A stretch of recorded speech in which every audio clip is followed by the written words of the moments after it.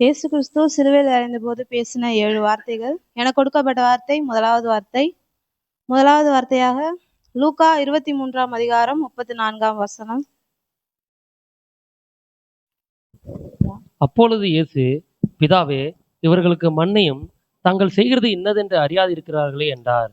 அவருடைய வசனங்களை அவர்கள் பங்கிட்டு சீட்டு போட்டார்கள். இந்த வசனத்துல கூட ஏசப்பா நம்ம கூட பேசின முதலாவது வார்த்தை என்னன்னா மன்னிப்பு.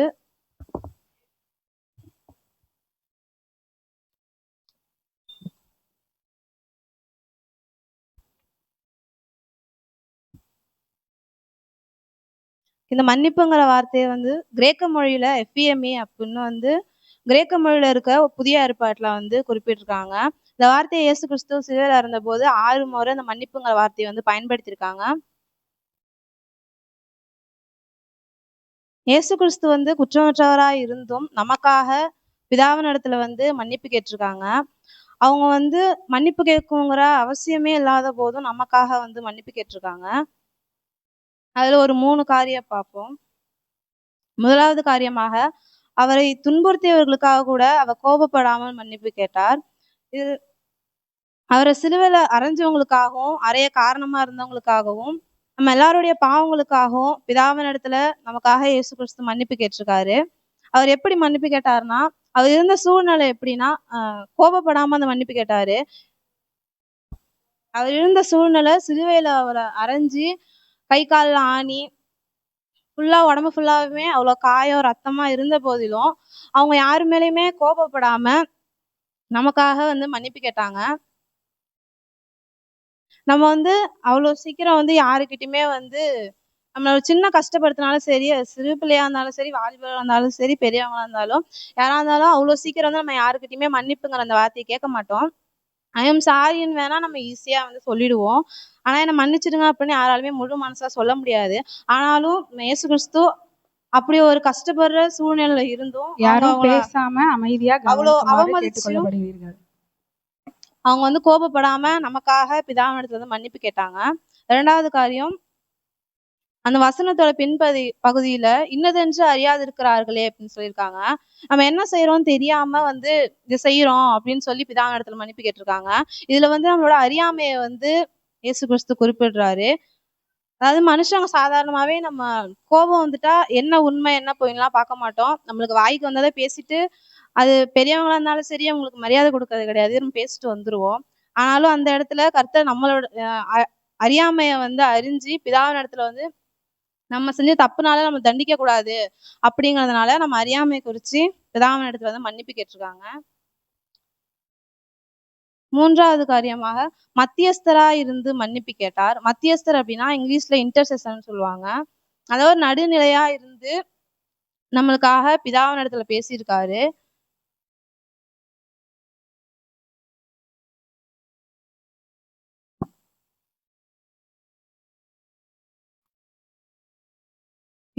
யோவான் 2:1 இயேசு கிறிஸ்து நமக்காக பிதாவின் இடத்துல பரிந்து பேசுகிறவராய் இருக்கிறார் அப்படின்னு இருக்கு. நம்ம எவ்வளவு தப்பு செஞ்சிருந்தாலுமே நம்ம இயேசுபாட்டுமே மன்னிப்பு கேட்கறது கிடையாது. ஒரு நாள் அர்ப்பணிச்சுட்டு மறுநாள் திரும்பி அதே பாவத்தை தான் செய்யறோம். ஆண்டவருக்கே நம்ம பயப்படுறது கிடையாது. நம்ம மன்னிப்பு கேட்கறனாலும் இயேசு கிறிஸ்து பிதாவின் இடத்துல நமக்காக பரிந்து பேசி மன்றாடுகிறவராய் இருக்கிறார். நம்ம என்ன தவறு செஞ்சாலும் நமக்காக வேண்டுகிற ஒருவர் இருக்கிறார். இயேசுபா தன்னோட நீதியை நமக்கு கொடுத்து நம்ம நீதிமான்களா நிறுத்துகிறார்.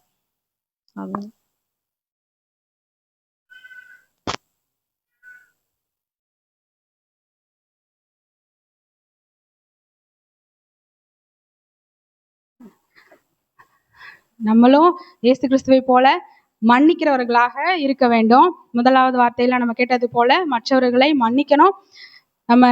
நம்மளால மன்னிக்கவே முடியல மற்றவர்களை அப்படின்னா இயேசு கேட்டது போல பிதாவே இவர்களை மன்னியும், இயேசுவே இவர்களை மன்னியும் என்று ஒரு வார்த்தையாவது நம்ம சொல்லுவோம். அடுத்ததாக 2வது வார்த்தைக்கு நேராக நம்ம கடந்து செல்வோம்.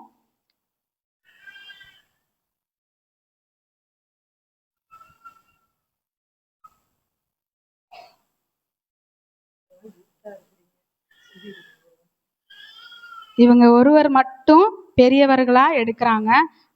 ஹரி பிரதர் எடுக்க முடியாத சூழ்நிலை நிமித்தமாக இவர்கள் ஒருவர் மட்டும் பெரியவராய் இருந்து இந்த 7 வார்த்தைகள்ல ஒரு வார்த்தையை பகிர்ந்து கொள்ள வந்திருக்காங்க. யாரும் தவறாக நினைத்து கொள்ள வேண்டாம். போதகர் சொன்னாங்களே எல்லாருமே வாலிபர்கள் தான், இன்னும் இவங்க மட்டும் பெரியவங்களா வந்திருக்காங்கன்னு யோசிக்காதபடிக்கு இந்த அறிவிப்பு கொடுக்கப்படுகிறது. சிலுவையில்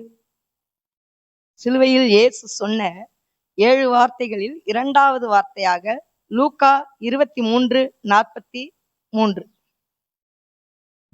இயேசு அவனை நோக்கி, இன்றைக்கு நீ என்னோடு கூட பரதேசில் இருப்பாய் என்று மெய்யாகவே உனக்கு சொல்லுகிறேன் என்றார். இது எதன் நிமித்தமாக கூறுகிறார் என்றால், சிலுவையில் அவரை அடித்து இழுத்து கொண்ட போறப்ப ஜனங்கள் எல்லாரும் நின்று அவரை வேடிக்கை பார்த்தனர்.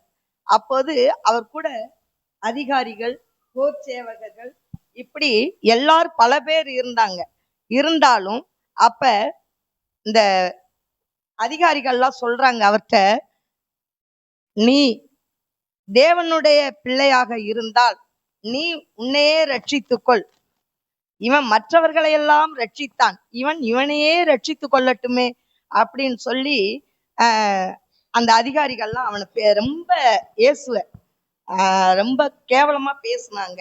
அதோட மட்டுமல்லாமல் இந்த போர் சேவகர்லாம் என்ன செஞ்சாங்கன்னா, கசப்பு கலந்த காடியை அவருக்கு கொடுத்து, நீ யூதரின் ராஜாவானால் உன்னை நீயே ரட்சித்துக்கொள் என்று அவரை பரிகாசம் பண்ணி இழிவாக பேசினார்கள். இருந்தாலும் அவர் அதை பற்றி கூட எதுவும் பேசாம அப்படியே சிலுவையில தொங்குறாங்கன்னா, நமக்கு சாதாரணமா ஒரு காயம் ஏற்பட்டு விட்டால் நம்ம என்ன துடி துடிப்போம், அப்படியே மனம் சோர்ந்து உடல் சோர்ந்து இருப்போம். ஆனாலும் அவர் சிலுவையில் அடிக்கப்பட்ட நேரத்துல கூட அப்படியே எதை பற்றியும் பேசாமல் அவர் அந்த நிமிஷத்துல எப்படி இருந்திருப்பாருன்னு நம்முடைய மனக்கண் முன்னாடி கொண்டு வந்து பார்ப்போம். அடுத்து அந்த சிலுவையில இவன் யூதருடைய ராஜா என்று கிரேக்கு, லத்தீன், எபிரேய மொழியில அவருக்கு மேலாக அந்த இடத்துல எழுதி வைக்கப்பட்டு இருந்தது. இருந்தாலும் சிலுவையில் அடிக்கப்பட்டு அறையப்பட்டபடி இருந்தாலும் அந்த இடத்துல அவருக்கு இடது பக்கத்திலும் வலது பக்கத்திலும் 2 கல்வர்கள் இருந்தார்கள். 2 கல்வர்கள்லையும் அதுல ஒருத்தன் என்ன செய்யறான்னு சொன்னா, நீ கிறிஸ்துவானால் உன்னையும் எங்களையும் ரட்சித்துக்கொள் என்று அவரை அப்படியே ஒரு அகங்காரமா திமிரா பேசுறான். அவன் அந்த இடத்துல சிலுவையில அடிக்கப்பட்டு இருந்த நேரத்துல கூட அது போல பேசுறான். ஆனா மற்றவன், அந்த இன்னொரு கல்வன் என்ன சொல்றான்னு சொன்னா, ஏய் நீ என்ன இந்த இடத்துல இப்படி பேசுற, நமக்கு சரியான தண்டனை, நம்ம செய்த செயல்களுக்காக நமக்கு இப்படிப்பட்டதான தண்டனை கிடைச்சிருக்குது, இருந்தாலும் நீ இந்த மாதிரி எல்லாம் பேசக்கூடாது, நாம செஞ்ச தவறுக்கு நாம தண்டனை பெற்று இருக்கிறோம், நம்ம செஞ்ச காரியத்துக்கு நியாயமா நமக்கு கிடைச்சிருக்குது. ஆனாலும் அவர் எந்த ஒரு தவறும் செய்யத்தகாத செயல்களை செய்யவில்லை. ஆனாலும் அவர் நம்ம கூட சேர்ந்து என்ன செய்யறாரு, தண்டனை அனுபவித்து கொண்டு இருக்கிறார் அப்படின்னு சொல்லிட்டு அவன் என்ன செய்யறான்னு, அந்த 2வது கல்வன் இயேசுவை நோக்கி, ஆண்டவரே நீர் உம்முடைய ராஜ்யத்தில் வரும்போது அடியேனை நினைத்தருளும் என்று அப்படியே கெஞ்சி தன்னை தாழ்மையோடு தாழ்த்தான். இருந்தவன் என்ன செஞ்சான், அகங்காரமா திமிரோடு பேசினான், அவன் சிலுவையில் அடிக்கப்பட்டு இருந்த நேரத்துல கூட. ஆனா இந்த 2வது இருந்த கல்வன் என்ன செய்யறான், தன்னை தாழ்மையோடு அவரிடத்தில் கேட்டுக்கொள்றான். அப்ப அந்த தாழ்மையானது என்ன செய்யுதுன்னா, இயேசு அவனை நோக்கி, நீ இன்று என்னுடனே கூட பரதீசில் இருப்பாய் என்று மெய்யாகவே உனக்கு சொல்கிறேன் என்று சொல்றாரு. அப்ப அந்த இடத்துல அவனுடைய தாழ்மை அவனை ரட்சிப்புக்குள்ள கொண்டு வந்தது. இந்த 2வது வார்த்தை ரட்சிப்புக்குள்ளதான் கொண்டு வந்தது. முதல் வார்த்தை மன்னிப்பையும், 2வது வார்த்தை ரட்சிப்பை கொண்டு வருது. அப்ப அவரை இந்த சிலுவையில் அடிக்கப்பட்டு ஏறக்குறைய 6ஆம் மணியா இருந்தது. அப்ப 9ஆம் மணி நேரம் வரைக்கும் பூமி எங்கும் அந்த சிலுவையில் அடிக்கப்பட்ட நேரத்துல அந்தகாரப்பட்டது. சூரியன் இருளடைந்து தேவாலயத்துல இருக்கக்கூடிய திரைச்சீழை கிழிந்தது, 2ஆ அப்படியே கிழிந்துருச்சு. ஆனா நம்முடைய தேவன் என்ன செஞ்சாரு, இரக்கத்தில் ஐஸ்வர்யம் உள்ளவர், காருண்யம் என்னும் கேடகத்தினால் சூழ்ந்து கொள்கிறவர். இருந்தாலும் நாம என்ன செய்யறோம், எத்தனை பேர் ரட்சிப்பை நாம் பெற்றுக்கொண்டு அவரிடத்தில் உண்மையாய் உத்தமமாய் இருக்கிறோம். கொஞ்சம் நம்ம நினைச்சு பார்த்தோம்னு சொன்னா ஒருவர் கூட அதுக்கு தகுதி இல்லாதவர்களாகத்தான் இருக்கிறோம்.